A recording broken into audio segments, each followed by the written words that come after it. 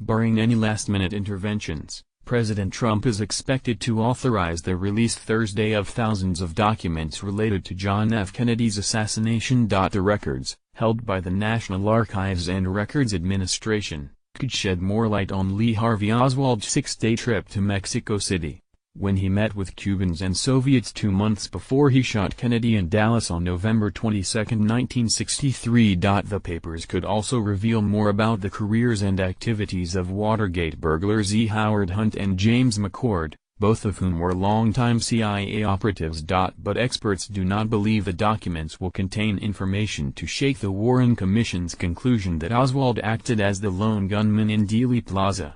Oswald himself was killed by nightclub owner Jack Ruby on November 24, 1963, at Dallas Police Headquarters on live television, a stunning turn that fueled decades of conspiracy theories. The release is expected to give the public a few thousand of the records, which could total tens of thousands of pages. More than 30,000 additional records could be disclosed in coming days. It is not clear how many documents scheduled for release Thursday will be new and never seen before, and how many will be previously released but partially redacted files that will now contain fewer blanked-out sections. Trump, who made a quick fundraising visit Wednesday, to, of all places, Dallas, tweeted excitedly about the record's dissemination. The long-anticipated release of the #JFK files will take place tomorrow, he said. So interesting. He'd promised in an earlier tweet that, subject to the receipt of further information, I will be allowing, as president, the long-blocked and classified JFK files to be opened. Trump's decision followed weeks of speculation by assassination experts, historians and journalists eager to see the final batch of Kennedy files.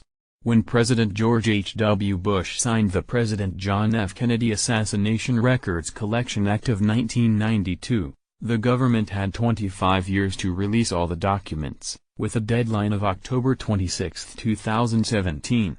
By law, only President Trump has the power to delay the release. The president was lobbied to withhold some of the documents by CIA Director Mike Pompeo, according to Trump confidant Roger Stone.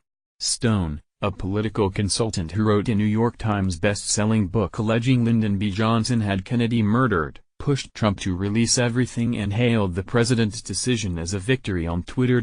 But in an interview Wednesday, Stone said he worried that the intelligence community might still persuade his friend not to release all the papers, or that the files might be heavily redacted. If the data dump that the National Archives did in July of a small amount of JFK-related material is any indication, the fallback of the intelligence agencies appears to be redact and withhold as much as this information as possible, Stone said. They'll use the broad rubric of national security. If the censorship is so great to make the president's order meaningless, it'll get litigated in the courts. The National Archives has had custody of the records since the Warren Commission published its investigative findings in 1964. In 1991, Oliver Stone released his movie, JFK, which suggested Kennedy was killed in a grand conspiracy involving the CIA, the FBI and the military. At the end of the film, audiences were informed that many of the investigative documents wouldn't be released until 2029. Soon, protests erupted, and Congress passed the Kennedy Assassination Records Act that was signed into law a year later. By the early 1990s, only a sliver of the Warren Commission's papers, just 2%, had been concealed, either partially or in full, according to the National Archives. Since then, the Archives has made periodic releases of its repository, which totals more than 5 million pages. In a recent article on its website, the Archive said that 88% of its documents are fully open, another 11% have been released, but with redactions, and 1% has been fully withheld. In early 2016, the website governmentaddict.org obtained through the Freedom of Information Act the list of what was then more than 3,600 records that had been entirely withheld.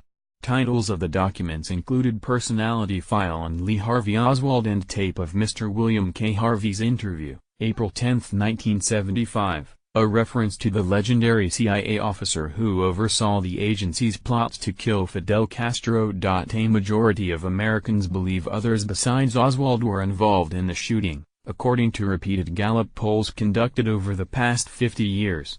Since the Warren Commission concluded its investigation, historians and journalists have written extensively about how the CIA deliberately concealed information about Oswald's interactions with Cubans or Soviets in Mexico City before the killing. Philip Sheenan, author of a 2013 book on the Warren Commission, I.